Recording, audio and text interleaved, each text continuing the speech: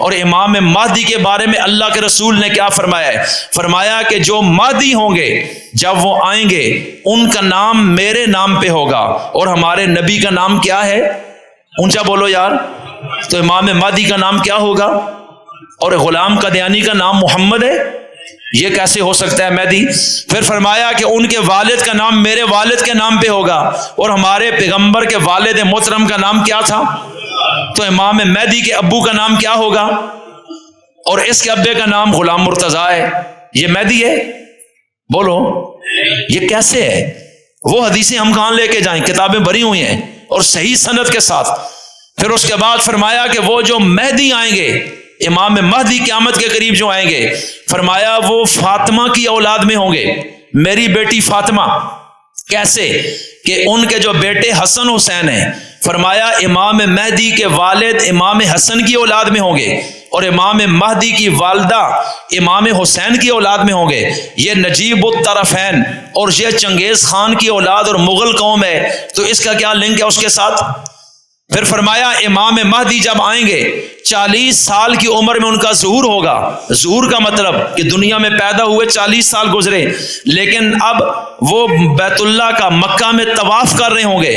ملک شام کے کچھ ابدال، یہ ولایت کا ایک درجہ ہے، غوث قطب ابدال، فرمایا ملک شام کے ابدال یعنی اونچے درجے کے اللہ کے ولی، وہ امام مہدی کو پہچان لیں گے کہ یہ ہیں امام مہدی، اور آسمان سے آواز بھی آئے گی، ھذا خلیفۃ اللہ المہدی، یہ اللہ کا خلیفہ مہدی ہے۔ اب وہ پکڑیں گے کہ ہم آپ کے ہاتھ پہ بیعت ہوتے ہیں، دنیا ظلم سے بھر گئی، آپ کا انتظار تھا، آپ قیادت کریں، ہم نے جہاد کرنا ہے، لیکن یہ اپنے آپ کو چھپائیں گے اور بچائیں گے، کیونکہ جو اس طرح کے ذمہ دار ہیں ان کو عہدے کی طلب کبھی نہیں ہوتی۔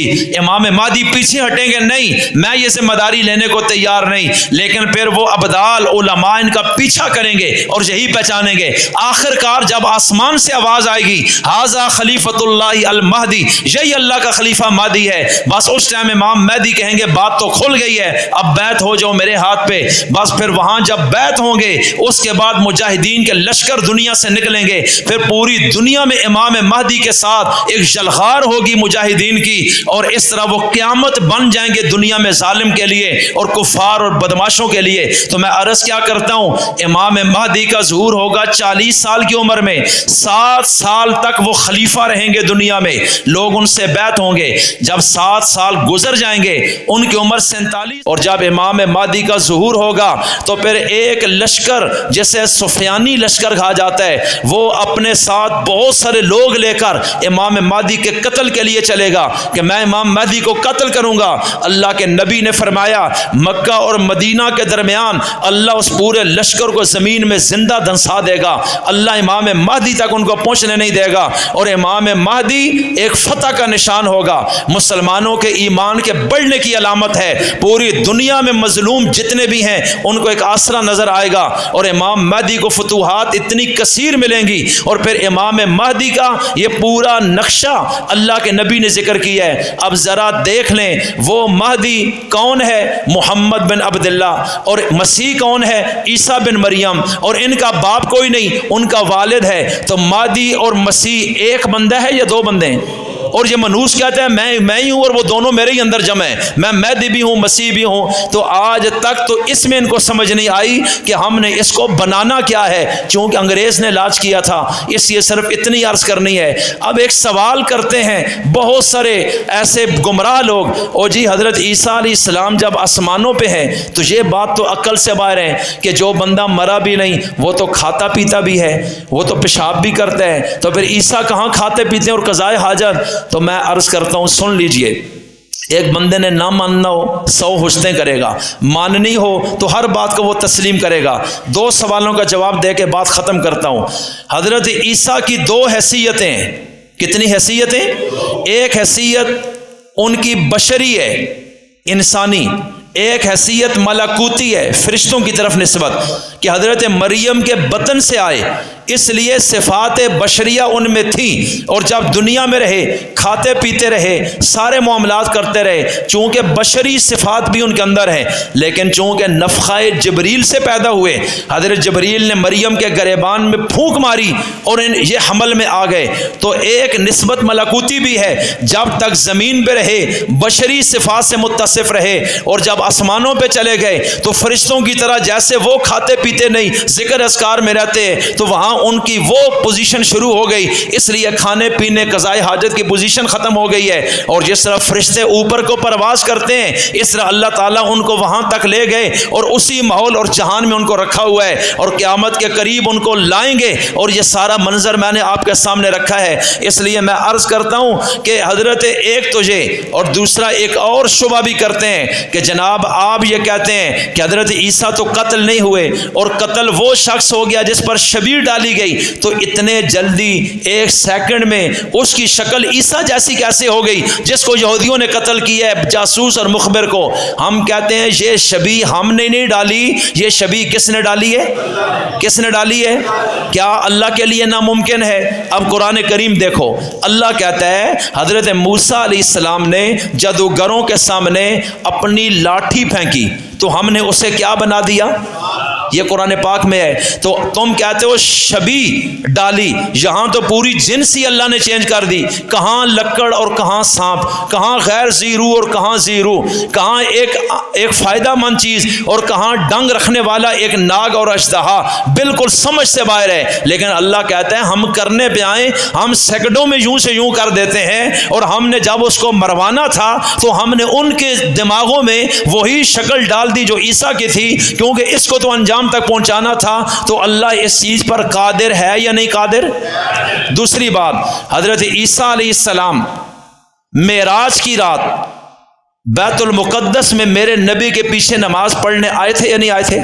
کیونکہ آپ امام الانبیاء ہیں، سب نبیوں کے امام، اولین جتنے پیغمبر دنیا سے گزرے سب کو اللہ نے بلایا، اور ان پر تو موت آئی، حضرت عیسیٰ پر تو موت نہیں۔ تو حضرت عیسیٰ تو اس دنیا کے جسم کے ساتھ آئے، اور رسول اللہ کے پیچھے اس دنیا میں جب نماز پڑھی، ایمان بھی لائے، نماز بھی پڑھی، ملاقات بھی ہوئی، تو جو شخص ایمان کے ساتھ وقت کے نبی اور رسول سے ملے اور ایمان ہی پر اس کی موت آئے، اسے کیا کہا جاتا ہے؟ صحابی۔ کیا کہا جاتا ہے؟ تو اس حیثیت سے عیسیٰ تو ہمارے نبی کے صحابی بن گئے۔ بات سمجھ آ رہی ہے؟ ان باتوں کو ذہن میں رکھیے گا۔ اور علماء نے لکھا ہے دوسرا نقطہ کہ یہی عیسیٰ جو صحابی بھی ہیں، نبی بنی اسرائیل کے ہیں، لیکن دو حیثیتیں، ایک حیثیت بنی اسرائیل کے نبی کی، ایک رسول اللہ کی امتی اور صحابی ہونے کی۔ لہٰذا جب وہ قیامت کے قریب آئیں گے تو جتنے ایمان والے حضرت عیسیٰ کو دیکھیں گے، ملیں گے، ان کی صحبت میں آئیں گے، ایک زمانے بعد جو صدیاں گزرنے کے بعد عیسیٰ آئیں گے، ان کو دیکھنے والوں کو اللہ تابعی بنا دے گا۔ دوبارہ دور تابعین دنیا میں آئے گا حضرت عیسیٰ کے آنے پر۔ اس لیے میں عرض کرتا ہوں، اور ہمارے اکابر کا عقیدہ تھا، مولانا یوسف بن نوری رحمۃ اللہ علیہ، بنوری ٹاؤن کراچی، جنہوں نے مدرسہ قائم کیا، جب بھی امام مہدی کا ذکر آتا وہ بہت روتے تھے، چونکہ مسلمان ان کے لشکروں میں جائیں گے، وہ روتے تھے، وہ کہتے تھے کہ ہم جیسے گناہ گار امام مہدی اگر آ جائیں اور ہم ان سے جا کے کہیں ہمیں اپنے لشکر میں شامل کریں، تو کیا ہم اس قابل ہیں کہ امام مہدی ہمیں قبول کریں گے؟ اور بہت روتے تھے حضرت، کہنے لگے مسلمانوں اپنے آپ کو اس نہج پہ تیار کرو کہ کل امام مہدی تمہیں کم از کم اپنا تسلیم کر لیں۔ اور دوسری بات، دارالعلوم دیوبند کے محتمم ثانی حضرت شاہ رفیع الدین دیوبندی رحمۃ اللہ علیہ، یہ دیوبند کے رہنے والے تھے، دارالعلوم دیوبند کے محتمم تھے دوسرے نمبر کے۔ ان کے دماغ میں بھی یہ تھا اور ہر دور میں رہے کہ امام مہدی کسی وقت بھی دنیا میں ظہور ہو سکتا ہے، انتظار میں رہتے ہیں علماء اب بھی۔ ان کے آنے سے پہلے جو نشانیاں دنیا میں پوری ہونی ہیں وہ تقریباً کمپلیٹ ہیں، یہ بات یاد رکھیے گا۔ امام مہدی ممکن ہے ہماری زندگی میں ظاہر ہو جائیں، آپ لوگوں کی زندگی میں 20-30 سال بعد ظاہر ہو جائیں، لیکن اب ان کا زمانہ بالکل قریب ہے، علماء نے واضح لکھا ہوا ہے۔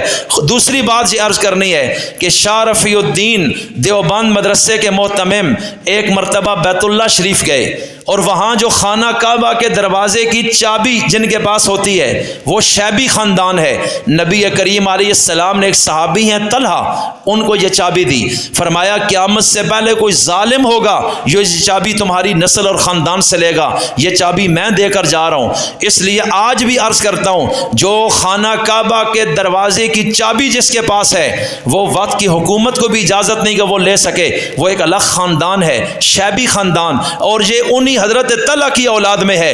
آج کسی کا وہاں پتہ نہ ہو یہ کس صحابی کی اولاد ہے، لیکن ان کا کنفرم ہے کہ وہ اسی صحابی کی اولاد چل رہی ہے اور انہی کا خون ہے، اس لیے کہ یہ چابی نسل در نسل اللہ کے رسول کی طرف سے منتقل ہوئی۔ آج بھی سعودی بادشاہ بھی اگر بیت اللہ میں جانا چاہے تو ان کو کہتے ہیں کہ آپ دروازہ کھول دیجئے، چابی ان کے پاس ہے، چابی کوئی اور لیتا بھی نہیں، نہ دی جا سکتی ہے، وہ جس کو خود دے دیں کہ آپ کھولیں اس کو اجازت، ورنہ اللہ کے نبی نے فرمایا وہ ظالم ہوگا جو ان کے ہاتھ سے چابی لے گا، یہ چابی میں ان کو عطا کر رہا ہوں۔ اس لیے میں عرض کرتا ہوں، حضرت شاہ رفیع الدین مکہ مکرمہ میں گئے، شیبی خاندان کے اس وقت جو کعبہ کے کلید بردار تھے، یعنی چابی جن کے پاس تھی، ان کو دو چیزیں دیں، ایک قرآن پاک کا نسخہ اور ایک تلوار، فرمایا یہ آپ لے لیں، امام مہدی اگر آ جائیں، چونکہ ظہور ادھر ہی ہونا ہے یہیں سب سے پہلے، اور آپ تو صحابی کی اولاد ہیں، تو جب بھی آئیں گے تو آپ کا تو کنفرم ان سے ملاقات ہونا ہے، لہٰذا میری طرف سے یہ دو چیزیں ان کو ہدیہ دے دینا۔ انہوں نے کہا کہ کیا گارنٹی ہے میرے ساتھ ملاقات ہوگی؟ کہا کہ بات سنیں میری، عین ممکن ہے کہ آپ کی زندگی میں آئیں، اگر نہیں آئیں گے تو یہ چابی تو آپ ہی کی نسل میں جا رہی ہے، لہٰذا آپ نے اپنے اگلوں کو یہ چیزیں دے دینی ہے، وہ اپنے اگلوں کو، اور میری یہ سعادت ہوگی کہ میری یہ تلوار امام مہدی کے ہاتھ میں چلی جائے، اور اس سے بڑا میرے لیے اعزاز کوئی نہیں ہوگا اگر ہماری زندگی میں آ جائیں، اللہ ہمیں ان کے لشکر میں شامل فرمائے۔ اس لیے کسی قادیانی، دہریے، ملحد، کرسچن، یہودی ان کے کلپ بھی نہ سنیں، ان کے عقیدوں سے متاثر نہ ہوں، اپنے عقیدے کو سمجھیں۔ تو ہمارا عقیدہ کیا ہے؟ آخری بات کہ حضرت عیسیٰ کو موت آ چکی یا آنی ہے؟ اور اس وقت حضرت عیسیٰ کہاں ہے اور کون سے آسمان پہ ہیں؟ اور قیامت کے قریب وہ آئیں گے اور دنیا میں آ کے دجال کو قتل کریں گے۔ کس کو قتل کریں گے؟ اور دجال مسیح ہے یہودیوں کا اور یہ مسیح ہے مسلمانوں کے، تو جب وہ دجال قتل ہوگا آٹومیٹک اسلام پوری دنیا میں اوپر آ جانا ہے۔ اس لیے آج بھی دنیا میں یہودیت اور اسلام کی جو کشمکش ہے یہ ایک تاریخ کا تسلسل ہے، اس کو ہمیں یاد رکھنا چاہیے۔ اللہ سمجھ اور عمل کی توفیق عطا فرمائے۔ وما علینا الا البلاغ۔